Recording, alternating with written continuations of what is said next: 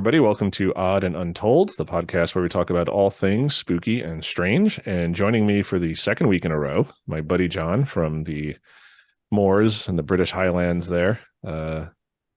The weather looks pretty much the same there as always. So that's good. You got that consistent weather going on. Yeah, from what I hear, the weather across the pond, very different. Here Yeah. it's sort of cloudy and rainy. Yeah, it's a little hazy here in the colonies. Yes, we call it. The colonies. So this week we're getting back to some traditional sort of ghost stories, spooky stuff. And we're going to talk a little bit about the Grinning Man, which has ties to the paranormal, but also to ufology. So, and UFOs and Indrid Cold and Mothman and all sorts of stuff. So we'll tie all that in later, but I don't want to jump too far ahead here. So you're going to be sharing some stories, and just to let the audience know, we're going to be purposely vague about names and dates and locations, just to protect people's identities who are not on the show and may not want their identities known. So for anyone who's hearing these stories and says, why, how come you're not giving the dates or, the location? We're purposely being vague just to protect the innocent. Right. Not for the innocent. His song. Great Kiss song. Great song. Yeah. So you got a few stories you're going to share tonight. And I think this kind of wraps up we were talking about this last week. This kind of wraps up your personal stories. So this is basically it. Yeah. So some really good stories, but the end of an era of your personal stories, not the end of you being on the show, because we have a lot more things to talk about. But I think my personal stories are pretty much done, and this will be the end of your personal stories. So then we have a series of very strange events over one particular summer. But I don't think those stories really belong to anybody. Oh, we'll talk about that at a different show. We always like to tease these things. It's terrible. I'm sorry. Got to get people coming back, though. Well, yeah, I mean that'll be great if they come back. Yeah, they ain't coming back from my handsome mug here. So got to tempt them with something.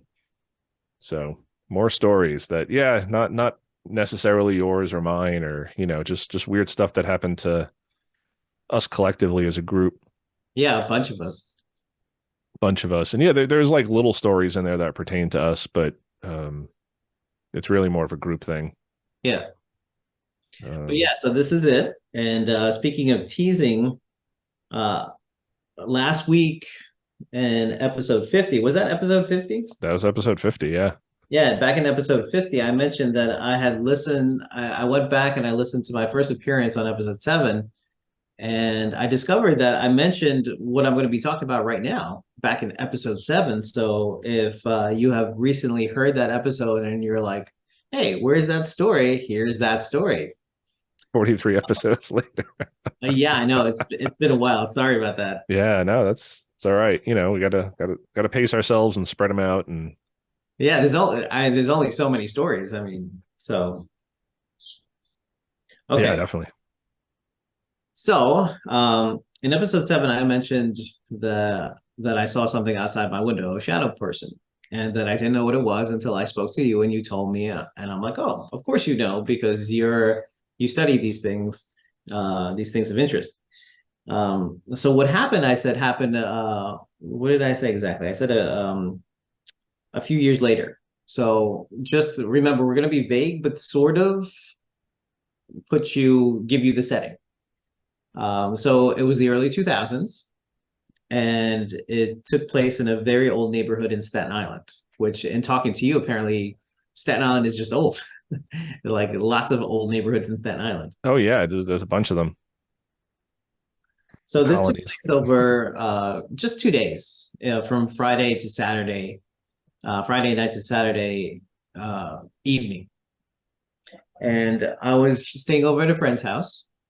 And this is the part of the story that I mentioned in episode 7, was that we were going to sleep and she went to the bathroom.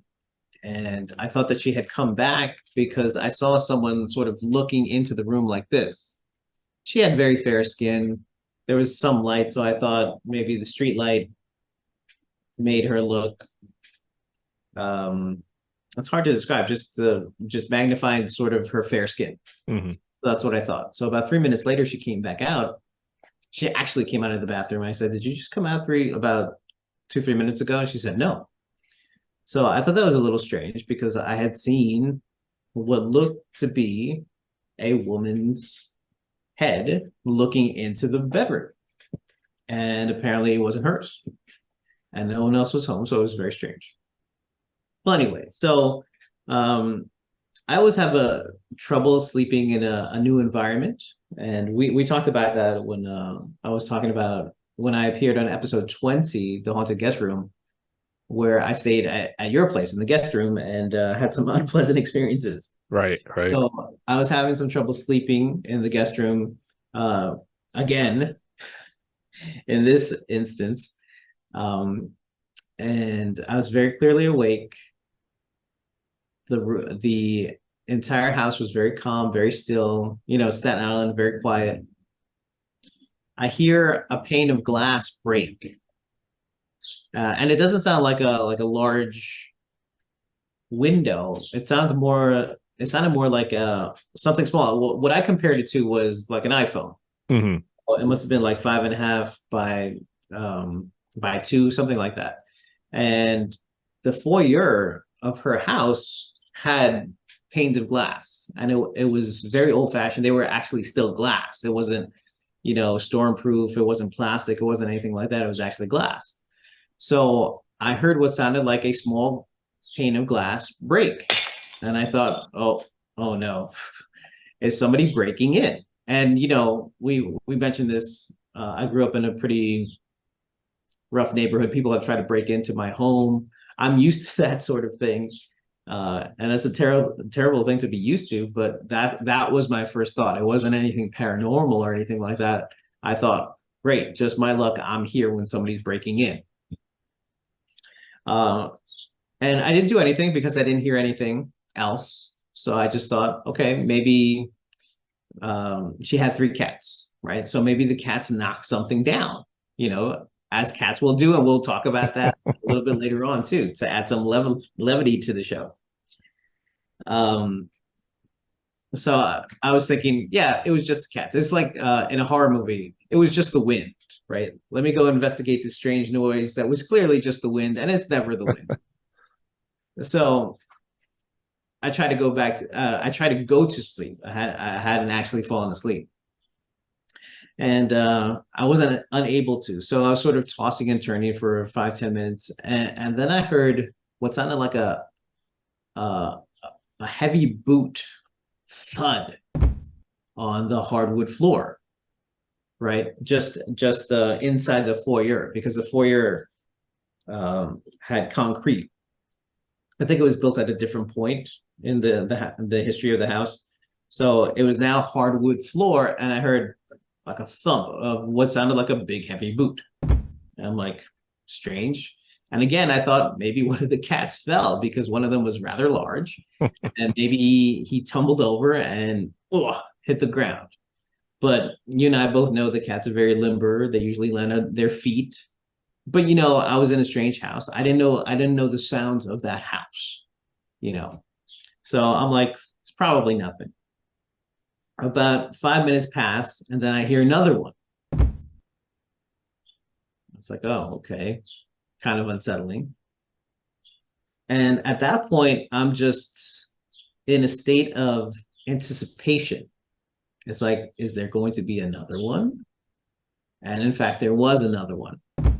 Now, from the foyer entrance to the staircase, it was about 3 steps. I hear another one. Like, okay. But again, not certain about house settling, whatever. It was an old house. Try not to think of it. Now, the next one that I heard was very clearly on the step, on the first. I don't know if it was the first step, but it was on the step. Again, sounded like a big, heavy boot on the step. Thud. At this point, the anxiety level is getting a bit higher, But I'm thinking, okay, maybe somebody the next day her family was supposed to come over. I'm thinking, oh, well, maybe they came home early and they're trying to be quiet. They're trying not to wake anybody up. So again, I try to calm myself down and not think too much about it. Then I hear another thud. It's like, okay, great. This is happening for real. I don't know what it is. Clearly something's happening. And over the course of the next half hour, I heard more thuds going up the steps, like somebody was coming up the steps. But it was almost something like out of an Edgar Allan Poe story, because you generally go up the stairs like a normal human being. You don't take one step, wait a minute, 2 minutes, and then take another step. And that's what it sounded like, all the way to the top of the steps, right outside the door, which was open. So And, you could clearly hear that these were getting closer. This wasn't just oh yeah, like a tree branch hitting like the no, wall outside and just like the same thud. These were like getting closer, moving up the stairs. yeah, Okay. yeah. My door was open. There was a staircase right outside the door. And across from the staircase was a foyer. So glass, Mm-hmm. 3 steps, not that fast. The staircase, maybe 15 to 20 stairs, not a very large one, but and that was also a different sound. There was a thud, but also kind of like a creaking. You know how stairs often creak up to the top. Like I could hear the last step right outside the door Wow. of the bedroom. And I'm like, okay, something's going to happen now. I don't know what's going to happen. I was hoping that I would live to see daylight, as I often do in these stories, and nothing.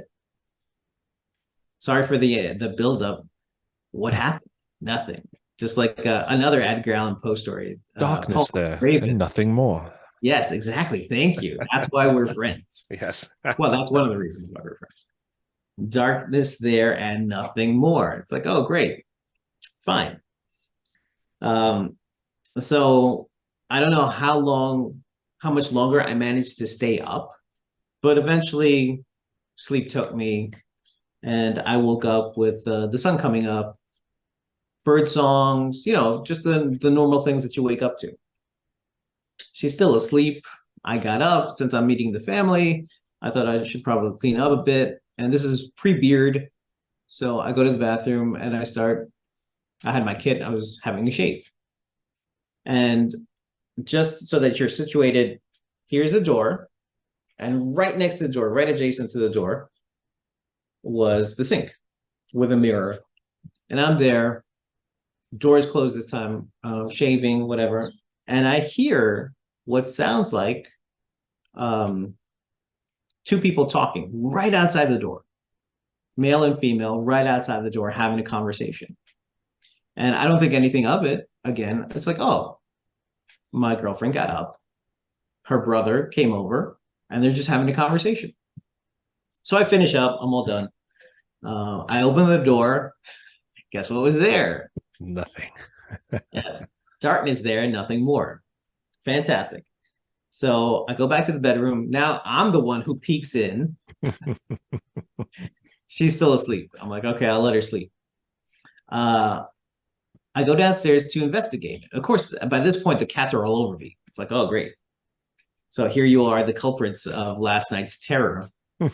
I go to the foyer. I check every single pane of glass. None of them had broken. They were all intact. Not even a crack. Nothing. I'm like, okay, fine.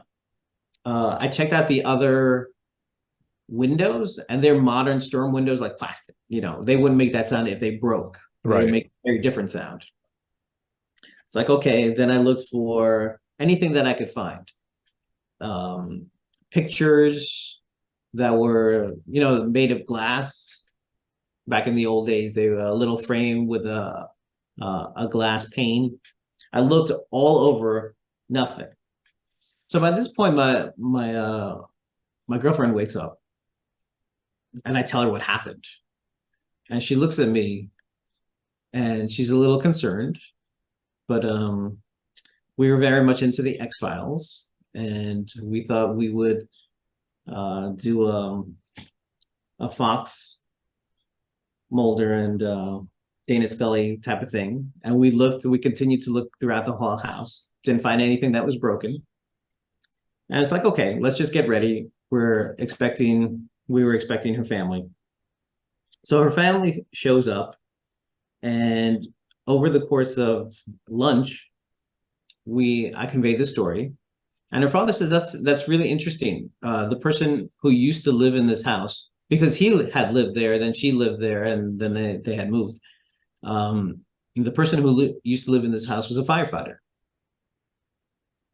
And the thought that immediately came into my head was those big, heavy boots that firefighters wear. Coming home late at night, different hours, and just maybe trying to be quiet when coming home wearing the boots.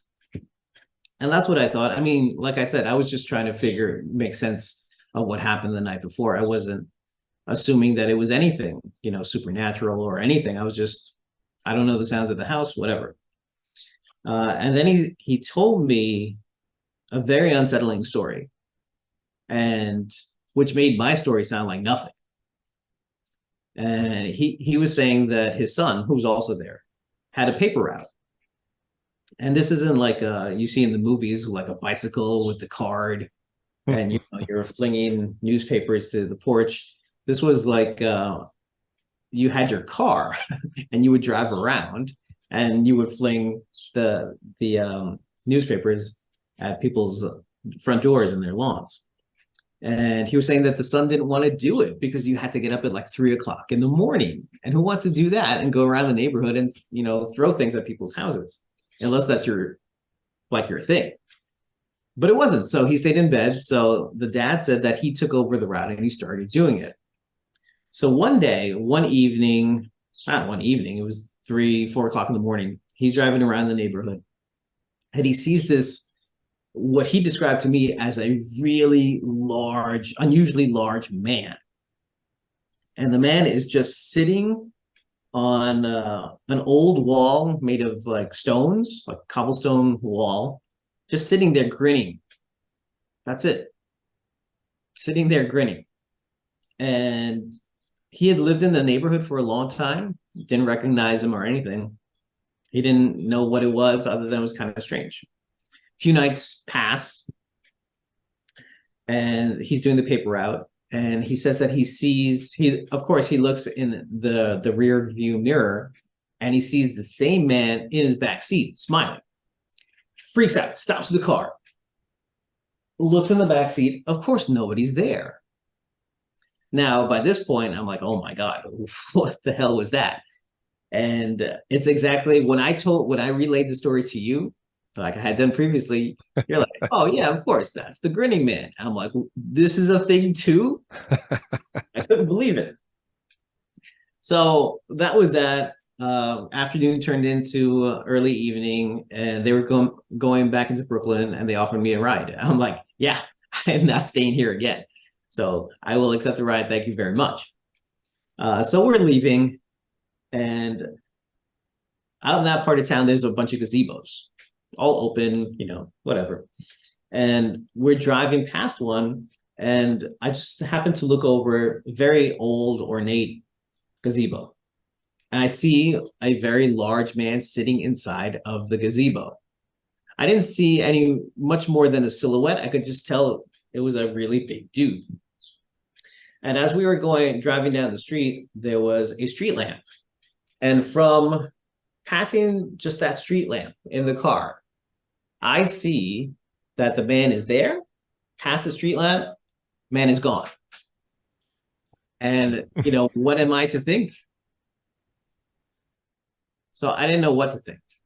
Yeah, I just knew that I saw someone who I thought was there, and then they were very clearly gone. So took the bridge, went back to Brooklyn, and I'm like, I'm never staying out there again, and I never have. It's funny. You and I have talked about this before, but the Lenape Indians who were living here on Staten Island long before Europeans came, they called Staten Island. I forget what the name that they used was in their language, but it translated roughly for Staten Island was place of bad woods. And there's some contention as to what that means. Does that just mean because Staten Island is mainly clay? It's very hard to farm here. I mean, there were farms here, so some people just thought it was that it was just that the Indians had Native Americans, Native people had trouble farming here. But there's And of that course, more all the flooding. right, which also comes from the clay. The clay just can't absorb the water, so there's a lot of flooding. It's hard to grow things out here, or a variety of things anyway. But there's also that darker sort of side of it, place of bad woods. Like, what does that mean? Like, it's not place of bad land, not place of bad soil. It's place of bad woods. Yeah. And the Native Americans mainly settled on the coast of Staten Island. They didn't really come too far inland where the woods are. So, place of bad woods. So it just makes you think. It does make you think. And I remember, I forget what episode it was, but you did an episode on the conference house. Mm-hmm.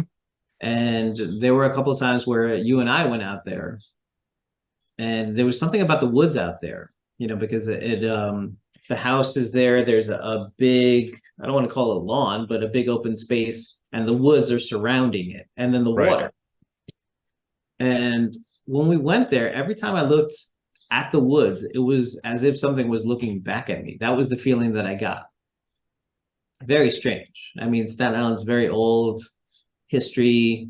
I don't know what it's about, but you start putting all these things together, it is very, very odd. Yeah, and I mean, like the conference house alone is almost 400 years old. So, Yeah. there's history here. There's weird stuff that happens here. So I'm not surprised, especially the neighborhood that you're in. It's an older neighborhood. A lot of stuff, could have been happening there, and energy trapped there. And so I want to kind of talk about your story in pieces, because I think each section is really interesting. The first section, you said you kind of saw what you thought was your friend kind of peeking around the door. Yeah. And she was pale and white. And, we've talked about shadow people on the show before. Usually when something is peering around a door like that, people report like a shadow person. So it's usually completely dark, black. So I thought that was interesting that you saw something kind of looking in the room, but it didn't follow that sort of stereotypical, because people see like a woman in white, and it's usually something walking past the door or ascending a staircase. It's not that sort of like peeking in the room. That's usually reserved for shadow people, shadow figures. So Yeah. I thought that was interesting. If somebody walked past the room, I think I would have left that night. Time And to she pack. she had very long hair. So it was peeking in the hair. I was like, I was almost, it had to be her, but she said that it wasn't. Yeah, that's interesting, because at that point there's only two of you in the house, and if it wasn't her, who was it? Was it? Trick of the eye, perhaps, but we've all had those, and you think you see something and you kind of throw it off, and then there's other times, like we talked about last week, sometimes there's just something in your mind that's like, that ain't right. Like, I saw something. And maybe honestly, maybe it was even her. Maybe she came out real quick to get something and she forgot that she came out. I don't know. Yeah, yeah. Like always, we never claim that this stuff is definitely paranormal. We're just telling stories here, and the audience can make up their own minds. Yeah. Yeah, and then it goes into this broken glass and the footsteps. Yeah, the broken glass is interesting. Especially that you didn't find anything. And again, like in your mind, you're thinking, because again, it's New York City, even though it's Staten Island and you're in this old neighborhood and it's kind of the suburbs of New York City, it's still New York City. Your first thought is going to be someone's breaking in, especially those little panes of glass, because that's going to be something that somebody can break. And if most people in the house are sleeping, it's not going to be loud enough to wake them. I mean, you were awake, so you heard it. But if people were sleeping, a whole window. Right. But if someone was sleeping or had the TV on, they may not have heard that. And then you can kind of put your hand in and open, reach in, unlock the door. Um, Same thing with, coming up the stairs. Like if someone is trying to break in, trying to steal things, they're going to kind of be furtive about it. They're going to be very cautious and slow and deliberate. So it's normal that your first thought is like, hey, somebody just broke in.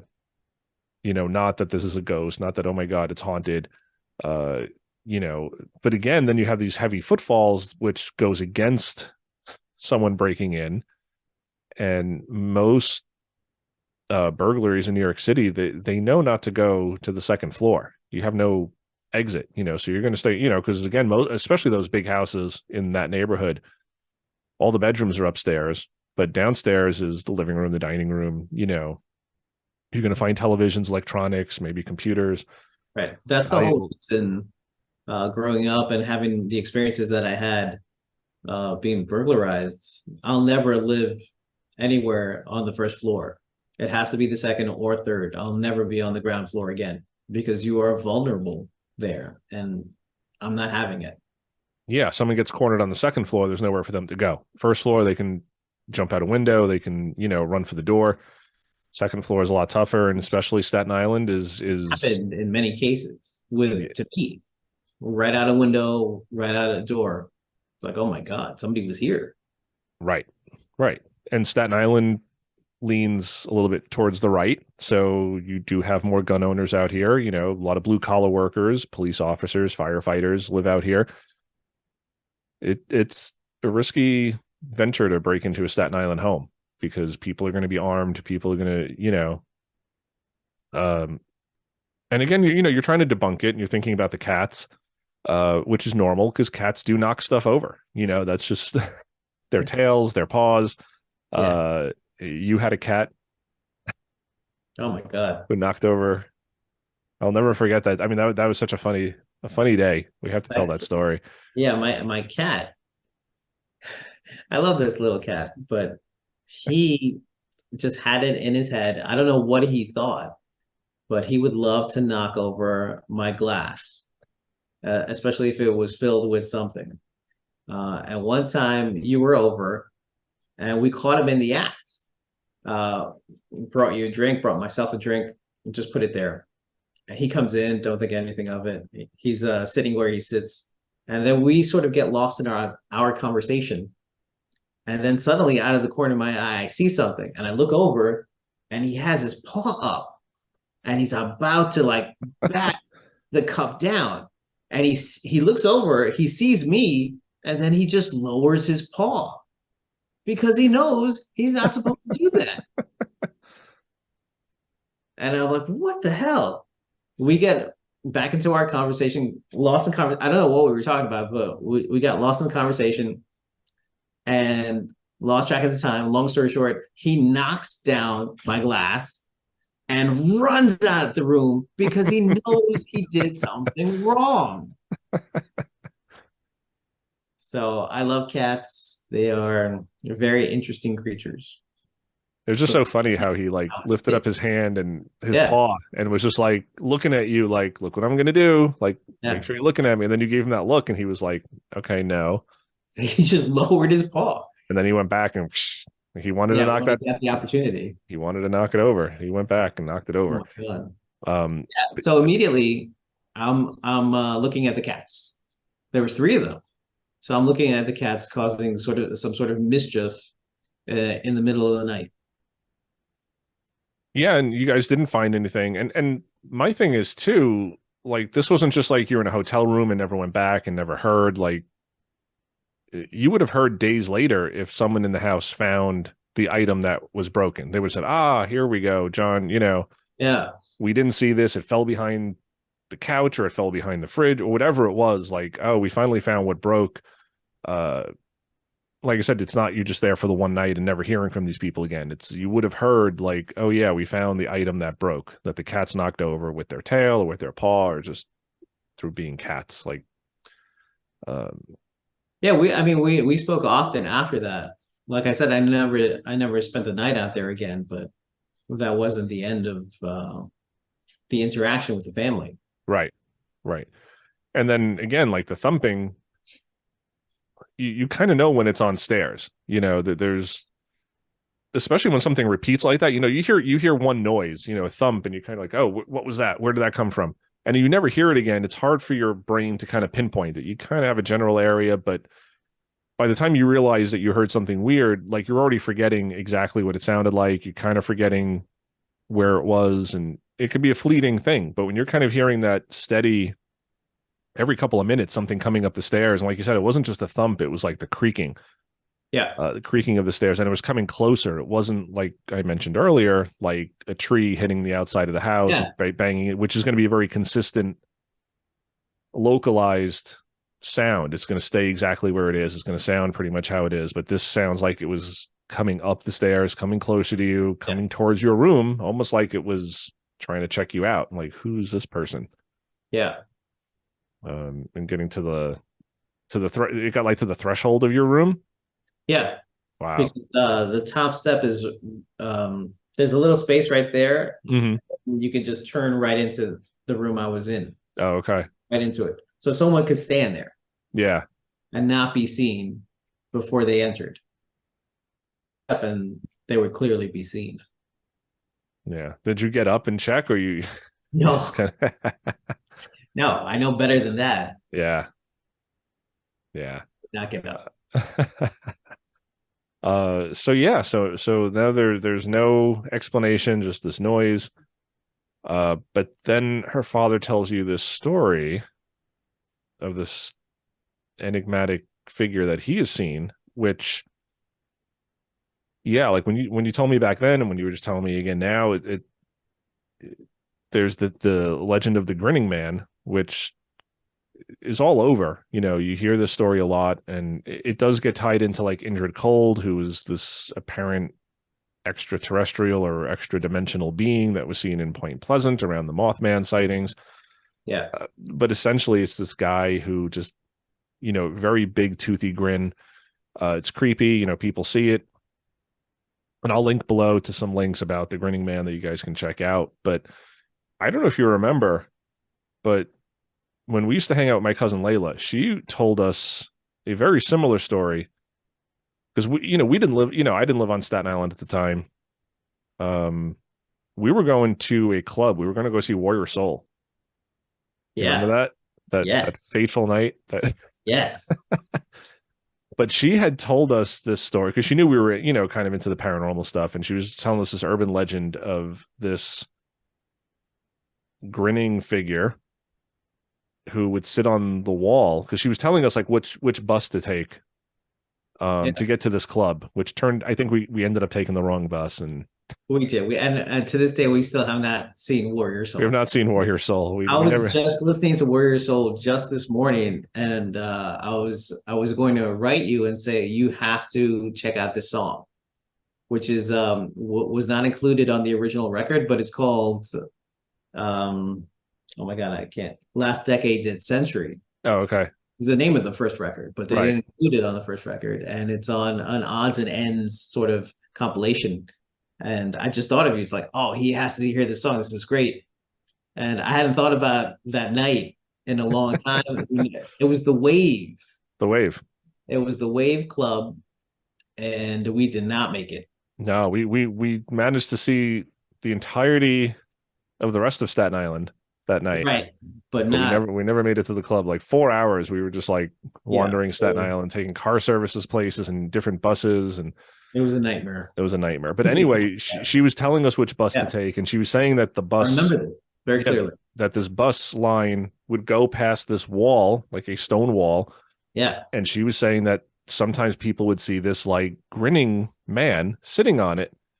And I think even at the time, I kind of related it to the Grinning Man, and I didn't realize it was related to Indrid Cold and the Mothman at that point. I Yeah. really, No, yeah, but the I Indrid didn't know that. Cold is sometimes the Mothman. And you've seen the Mothman prophecies with Yeah, Richard I Gere. didn't know. And so I was familiar with the name, but I didn't know that he was the Grinning Man until you just said it. Yeah, well, I don't even know if he is. I think there's just this like sort of overlap where Yeah.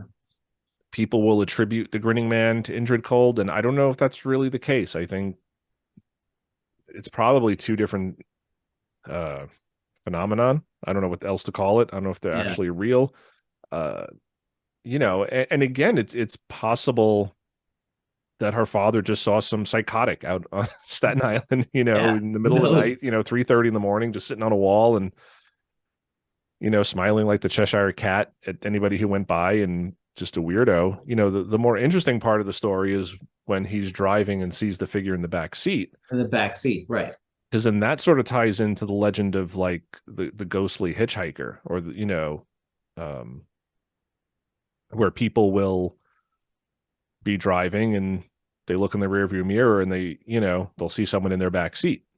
Um, and it's almost like Not cool. no, and I think my friend Courtney and I talked about this on one of her shows, where like the Haunted Mansion at Disney World, and there was like that's part of the ride. Like you're in this car and you're going to go Yeah, into the Haunted Mansion, and at some point there's like a hologram of a ghost like sitting next to you in the car with you, and it's supposed to be like this ghostly hitchhiker that just kind of like jumped in the car with you, and it's like hitching a ride. that's Um, awesome when it's in a ride yes, at Disney. at Disney, right? When you know it's fake. Yeah, Um, but she was asking me, and she's like, do you know where that came from? Like, did like Disney spawn that, or did Disney use that legend? And I think the legend goes back before Disney. yeah. I could be wrong, and if so, I'm sure I'll be hearing from their attorneys. But We um, love Disney, we by the love way. Disney. I have a subscription to Disney Plus. Don't sue me. Same Um, here. I don't pirate anything. I actually buy Blu-rays. yeah. Man, So, uh, but yeah, that's what that reminds me of, because you do hear a lot of these stories, and I remember reading these stories as a kid of just people reporting that they're driving, and then there's a girl sitting in the back seat, and my she's all God. wet from the rain, and then they'll pull over to kind of talk to her, and then she's gone. And um, it just makes you wonder. And it's weird that it was this grinning man sitting in his back seat. Yeah. Um, and you're saying that he was a larger fellow, though, right? Like Yeah. bulky. Like unusually large. Yeah, and usually the grinning man is described as like sort of thin, Oh, almost, okay. and again, there's ties to like the Men in Black, which people say Injured Cold may have been a Men in Black, or again, it all gets convoluted and overlapping, and it does get hard to sort of pull apart Yeah. what came first. It's all chicken and egg thing, and Right. what came first, and are people just attributing certain aspects to Injured Cold? And because I've read it two different ways. I've read the Grinning Man is just its own thing, but then there's other people who will try to loop it into, Injured Cold is the Grinning Man. Hmm. And again, they're sort of using an unexplained to explain another unexplained. So they're just saying, oh, Grinning Man must be Injured Cold, and he is all over the place and just visiting people, and that's what people are seeing. Um, Never I don't define a word using the word. Right. And it's a similar thing. So where does Bigfoot come from? Oh, it comes from, mystical portals to other dimensions. Well, no, that doesn't really explain it, because now you got to explain the mystical portals. Right. So yeah, and don't define a word by using the same word. What is red? Oh, well, it's red. Yeah, I know, but what is red? Um, so yeah, it's interesting that it was a different sort of build, a stockier build. And then that you saw it, or something similar, in the gazebo, uh, just for that split second. You Yeah. know, it almost sounds like something out of a cartoon. Like Bugs Bunny jumps behind a tree, and then Elmer Fudd runs around, and Bugs is gone. It's just like Right. Nothing there. there's nothing there. It's just you pass this street light, and then this figure is gone. And you didn't see it grinning, but No. um, It's so a you don't know very if large figure. yeah. And just like a split second of going of the pole getting in the way. Was that very late at night too, or was that earlier in the night? Do you remember? No, it was I do remember distinctly it was right as the sun was going down, Mm-hmm. dusk. So not even that late. Like her father was seeing this thing more at like 4 in the morning. Yeah, when he saw it, he was doing the paper route. Mm-hmm. Yeah. Okay. Even the time that it was in the back seat, that was also during the Yeah. paper route. Wow. Right. That was 3, 4 o'clock in the morning. Okay. I saw in the gazebo was the sun had just gone down, so there was still light out, but no direct light anywhere. Mm-hmm. Okay. Um, and did he strike you as the type of person to see ghosts? No, he was not that type at all. He was very rational. He had been in the army. He was not that type of guy. And I knew him for some time after that, and he never told a story like that again. Nothing like that. And no other types of supernatural strangeness, nothing. That was the only one he ever told me. Yeah, and I love witnesses like that because you know, it's a different generation. It's kind of more that stoic, Yeah. pragmatic. Like yeah, these guys who fought in the military or fought in wars, and they're not prone to making up stories like that or sharing stories like that. That's Oh, even if they did experience, and you do hear a lot of military guys who have seen things. right. A lot of them will only tell close family. They'll only say stuff on their deathbed that yeah, this is what I saw in a warehouse, or this is what I saw over in another country, or this is what I saw in a top secret document. And they'll tell their children or they'll tell somebody on their deathbed, but they're not really advertising this stuff. And they don't usually have a lot of these stories. It's like that one thing. They're just like, yeah, there was this one time that there was like this weird thing happened to me. And again, you can make the case that it's real early in the morning. He's tired. He's hallucinating, uh, Sure. Dreaming dreaming. Again, at you the can, wheel. My God. Like it just really flat, really quickly. Like you nod off. I have dreams like that all the time. It's just like super quick. It's like, oh my God, I just had a dream. mm-hmm. Oh yeah, I do that all the time. I'll just be sitting late at night in the chair watching TV and your eyes close, and yeah, you're only out for a couple of seconds, but you're dreaming. Yeah. It's weird how it That's can when how you're it can. really, really tired and the brain needs to do it. Mm-hmm. It shuts you off for a second just so that it happens. Right. So it's completely possible that Sure. he was dreaming, or did he seem the type to pull your leg? Like, was he a jokester? Was he somebody No, who would? he was a very serious dude. Like Yeah. So really serious. Fought in a war. He did not joke around. He did not tell stories. That was not his personality. I think he shared it because I shared my experience. So that prompted it, like it made him feel safe, I guess.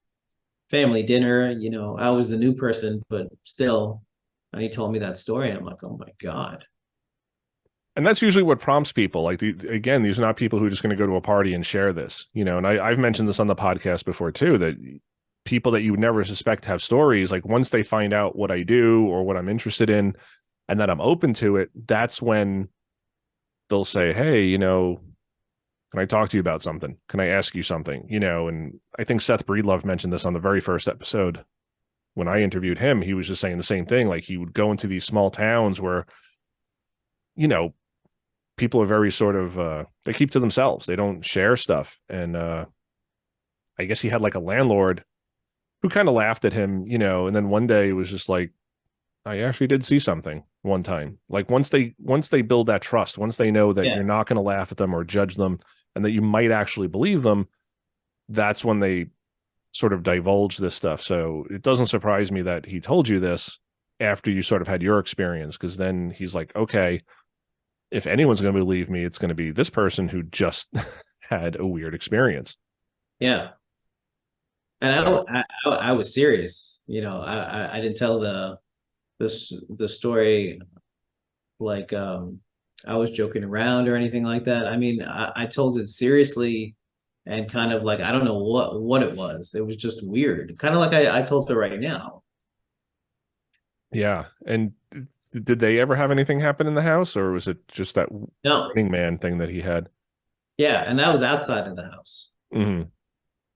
But yeah, like I said, I mean, a lot of these neighborhoods, there's and it's funny because a lot of Staten Island ghost stories are outdoors type stuff. People will see things in the street. They'll see a ghost crossing the street or a ghost pushing a wheelbarrow, like down by Silver Lake Park. Like there's all sorts of, Wow. not all of them, obviously, but I think Staten Island has a lot more like outside ghost stories where people will see things outside rather than completely inside, which is usually, usually what you think about when you hear about a ghost story. It's a haunted house, it's a haunted museum, it's a haunted restaurant. It's usually, contained in a building.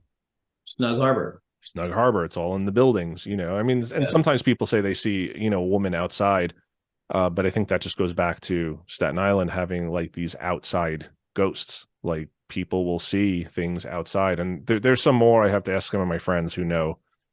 But I think down by like Van Duzer Street, I think there was also a story of a ghost like walking the streets. Like people would see this figure and just ghostly figure, Oh, and it'll disappear, and uh, so very very strange that he saw this grinning man. And again, it could have just been a weird person who's grinning. sure. But to see it in his back seat, that's a little weird. That's what freaked him out. That's what And freaked him out. having seen the first thing, repeating the route, he falls asleep for a second, thinks, has a dream that what he saw is now in his back seat. I mean, that's entirely possible too. Yeah.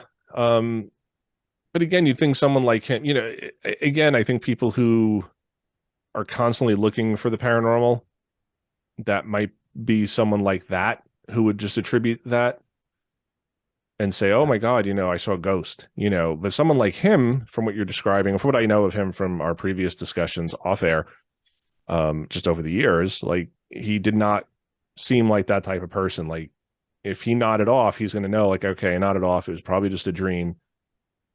He's not even going to think about it a second time. It's just going to be, it was a dream, and I'm leaving it at that. And you hear those stories a lot too, where guys will tell you, yeah, I saw this really weird bear one time in the woods, while I was out hunting, and they'll swear up and down it was just a weird bear. And it's Yeah. like, well, no, if you pay attention to the story, that doesn't sound like a bear, but they have to tell themselves it's a bear because that's just their belief system, and they just can't admit, that they may have seen something weird. So it's not Bigfoot, it's just a weird bear. And so this case, like, oh, it's not it's not a ghost, it was just a dream. So you'd think he would actually go for the more rational explanation, being who he was, Right. from that generation, fought in wars, very pragmatic, very not the jokester type, to just flights of fancy and make things up. No. So you'd think he would just go for the dream thing, but he's telling you like this is a weird, um, yeah. So Staten Island definitely has some spooky stuff. I want to delve more into Staten. I mean, I've done the conference house, I've done the matron's house. You and I want to go to the conference house again at some point, maybe this fall, and Yeah, do do on location do thing. like an on location Yeah. episode sort of thing, which I think would be really cool because the conference house has an awesome history. Yeah. And there's other places on Staten Island, the Kreischer Mansion, and just a lot of old cemeteries out here. There's a lot of old stuff out here. I mean, you go back to the Revolutionary War, and like British troops were stationed out here. Staten Island was very loyal to the king. So there's all sorts of stories about, you have Richmond Town, you have Snug Harbor. There's all sorts of pockets of history out here that people aren't aware of. Nobody really comes to Staten Island. Like, what's there? There's nothing there. Yeah, there's no big.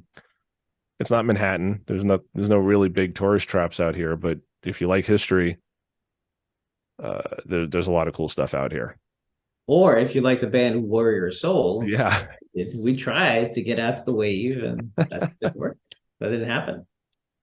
Or the conference house, if you like history.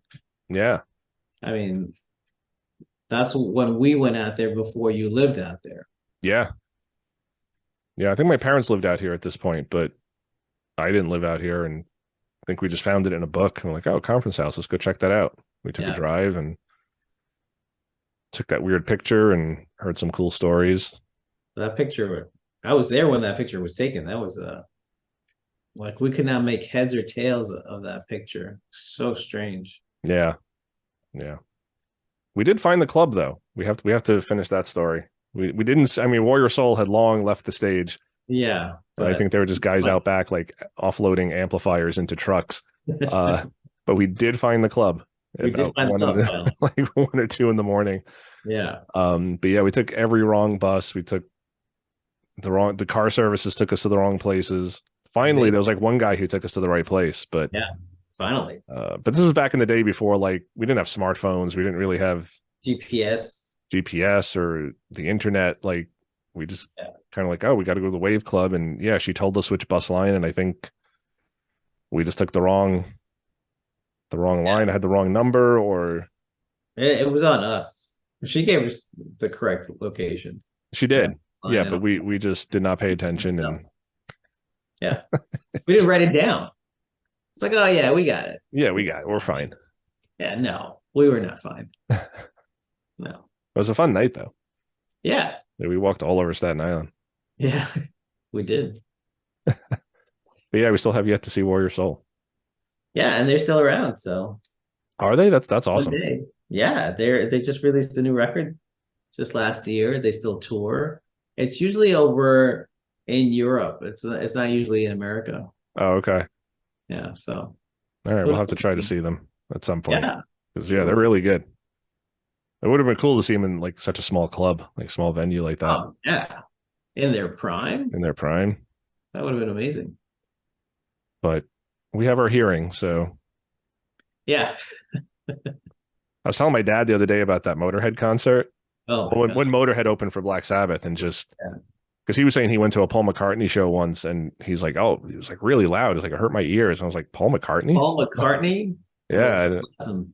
yeah. And I was like, "All right, that's not somebody you'd think about as like an ear, hurting concert, No, But I had to tell him about Motorhead. I was like, "Hey, I went to no see Sabbath." disrespect to Paul. We love Paul. Oh But yeah, but he's just not someone you'd think would hurt your ears from being yeah, that loud.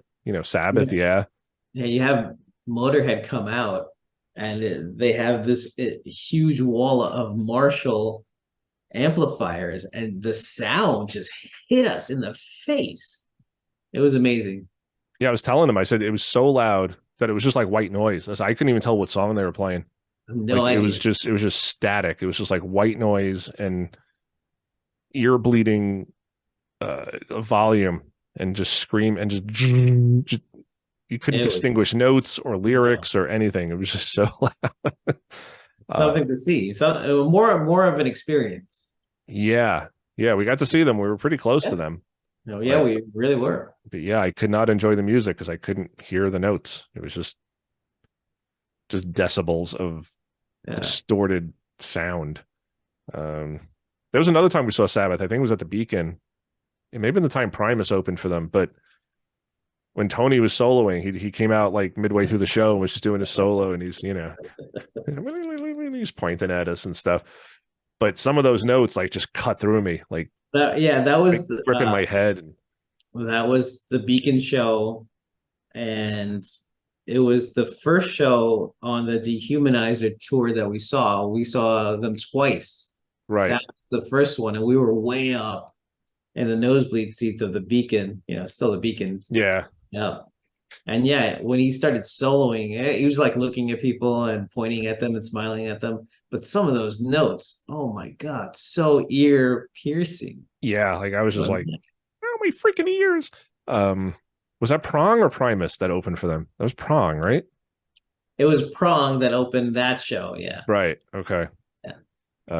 But yeah, though, I'll never forget that. Yeah, the Motorhead and that time that Tony was soloing, and it was just like, oh my God. like if sound could be weaponized, that solo was it. And that's you missed the Badlands show at Lemoore. Jakey Lee is an incredible guitar player. It's just so right now, my left ear kind of hurts because of that show. And that was 1991 or 92. I can't remember exactly. Yeah, I remember I like got sick that night. Yeah. I couldn't go. You were supposed to go. Yeah, I was supposed to go, but I had to cancel like the last minute. Yeah. And yeah, you told me it was probably for the best because I would have been deaf after. It was the Voodoo Highway tour. And I sacrificed my left ear because it had taken some damage already. So I'm like, I need one good ear. So I turned my left to my left side and like took the brunt of it like that. I could have just left, Yeah. Nah, I stay for the tunes. Of course. Any people who've been to Lemoore, you know what we're talking about. Yeah. Lemoore in Brooklyn. May That it was rest a in different time. peace. That was Yeah, a different time. it was. But yeah, small places and very loud amplifiers. But yeah, you seen Paul McCartney in, the stadium or an arena, like Band on the Run, like Yeah, well, gonna hurt your ears. maybe he can't hear anymore like Sting, you just Oh have to yeah, turn it up. yeah, maybe. Ah, the good old days. Yeah, yeah, the good old days. Uh, so yeah, was there anything else you wanted to add to those stories? Because I think we analyzed them pretty good. I mean, they're creepy as hell. And I remember when you told them to me.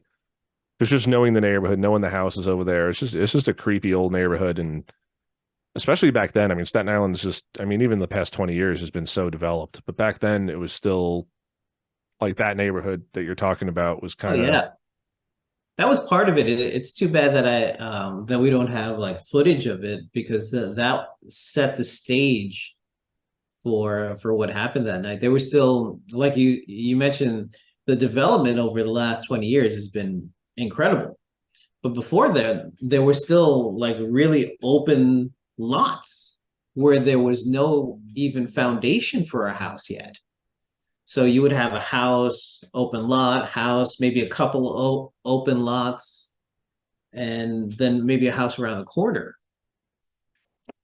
So it was just lush, green, lots of trees, lots of area, like open spaces, and Yeah, then really old houses. yeah, just like still many pockets of like old Staten Island where it Yeah, was it was being developed, and you had some very modern neighborhoods, but a lot of those neighborhoods, like the older ones, were like holdouts, and it was just like going back in time, and you could just yeah, go there and be like, man, this is probably what it looked like before the bridge was built, in the 40s or the 50s. Just right. like you said, just empty lots and land and And forest gazebo. and I mean, gazebos. Yeah, it's a little. you would never think that was New York City. If you filmed all of that and put it in a movie and said that it was set in New York City, people would look at it. That's not New York City. No, It's no. suburb. So yeah, so just it's yeah, the Staten Island of today. I mean, even when I go through that neighborhood now, it still gives me the creeps. It's just got a feel to it, but Yeah, it's much more modern now than it was when you had your experiences. And again, even that was only 20 something years ago, yeah. but it's been developed so much since then. Mhm. Um, I mean, just in the past couple of years, you could look at places and be like, oh, that wasn't here 2 years ago. Now there's like big condominiums there. And Yeah, that's uh, happening all over New York. I mean, downtown Brooklyn's like that. So many yeah, those down there. yeah, there's just the demand. So it's if they can find land, they're going to build on it. Yeah. So And if there's no land, they just build up. yeah. Yeah, they'll tear down an old house, like an old 2-story house, and they'll put 4 3-story condominiums there. And Yeah. so now we used to have one family, now you have like 4 families or 8 families. It's crazy. So um yeah, we'll lament that another time. Sure. But yeah, yeah, very cool stories. So thank you for sharing. You had nothing else to add to them?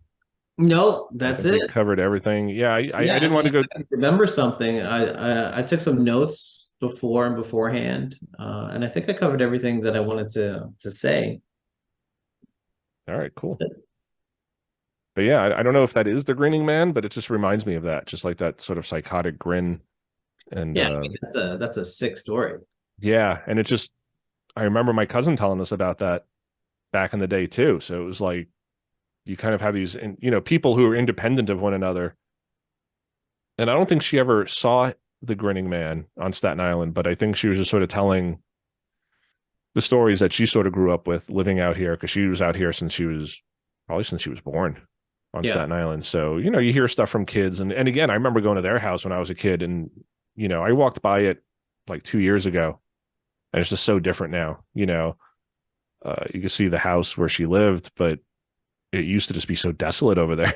It was just like the Wild West. It was just a yeah, house, and then across the street it was just like vacant lots and woods, yeah, and now there's all houses and right. development. But I remember just being a kid. So again, 30 years ago, it was like being out on the frontier. It's just Yeah, very different than it is now. And the house kind of looks the same, and you can tell it's the house. And then you look across the street where the woods used to be, and it's it's all developed now. So uh just very Wow, different that's time crazy. back then. Yeah. But yeah, but she grew up with that story and she told us, and again, I don't think she ever saw it, but Yeah, I don't think so. it was just kind of the urban folklore of the time for Staten Island. Yeah. uh and I don't know if she called, I don't even remember she called it the Grinning Man, but I remember she just said it was like a guy who was always smiling and he would sit Yeah. No, I kind don't of think so. on this stone wall and he would just kind Yeah. of grin at you as you went by. And she's like, oh, if you're on that bus line, make sure you look at that wall and see if you see this guy sitting there grinning at you. And it's, okay, it's disturbing. I want to know the bus line because I will never do that. Yeah, and it probably changed 100 times since then because they always remap them and renumber them, and I'll never remember which bus line that was. But You know what's still like what Staten Island used to be, like Tarrytown, Irvington, Sleepy Hollow is right there. mhm, Just like those old stone walls, yeah, lots of open spaces, very old houses. It's still like that, and it's creepy as hell. Sleepy Hollow, um, Irvington, all of that stuff.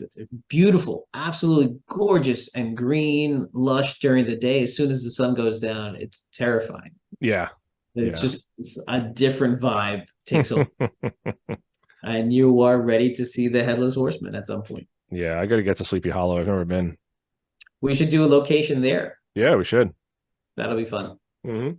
I've been to the church, the old Dutch Reformed church, where the story is in part set. Sleepy Hollow Cemetery is amazing. So yeah, I mean, there's a lot of folklore in that area.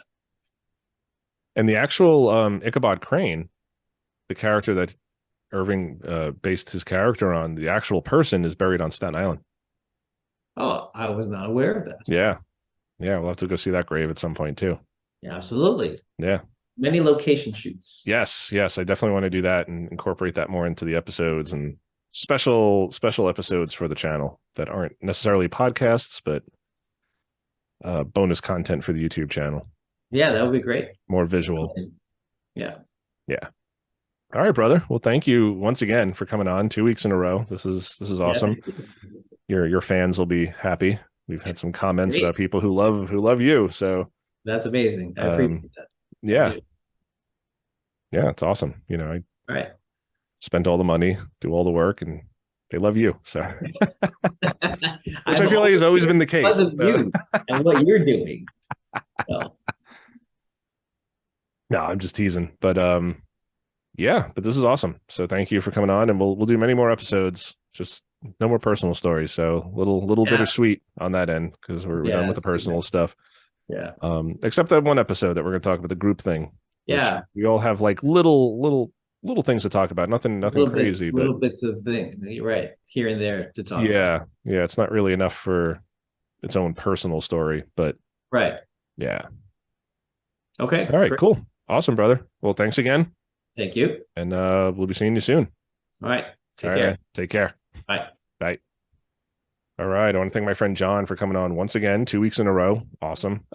This was the last of his personal stories, but some of my favorites. I remember these stories going back years and just trying to figure out what they were and just, stories we'd share late at night together and just reminisce about weird stuff that happened to us. And yeah, reminiscing a little bit about the old days going to the clubs and seeing bands and losing my hearing to Motorhead and wandering the streets of Staten Island looking for the Wave Club to see Warrior Soul. If you have not heard of Warrior Soul, check them out. Really good band. They're kind of like psychedelic metal punk. Really cool. Got some good stuff. Love their albums. Got me kind of through high school and college. And not many people listen to them. They're not a huge band, but Warrior Soul. I'll link to them in the description below. And if you guys have a story you want to share, I'm going to link my email address again, jason@oddanduntold.com. And you can either just write your story in email. You can come on the show, however you want to do it. If you are listening on a podcast platform, please leave us a review, whatever you think we deserve. There's a little shot of my guitars back there. Seeing a little bit behind the curtain. That's cool for anybody watching. You can see my acoustic. You can see my Epiphone, my yellow Epiphone, Les Paul custom sort of thing back there. Anyway, yeah, Jason at oddanduntold.com. Shoot me an email. If you're listening on podcast platforms, please leave us a review. We love the feedback. If you're watching on YouTube, please leave comments. We love interacting with you guys, hearing your feedback. We want to know what shows you want to hear more of, what you don't want to hear too much of. There's the guitars again. Sorry, I'm going to turn it around again. So again, until next week, everybody, rock and roll. Go listen to Warrior Soul. Let's stay tuned for Riversend Moonlight. Awesome song. Rock and roll, everybody. Moonlight glowing, it fades on me and you, casting dancing shadows. The earth is draped in blue. Here in this moment, time is standing still.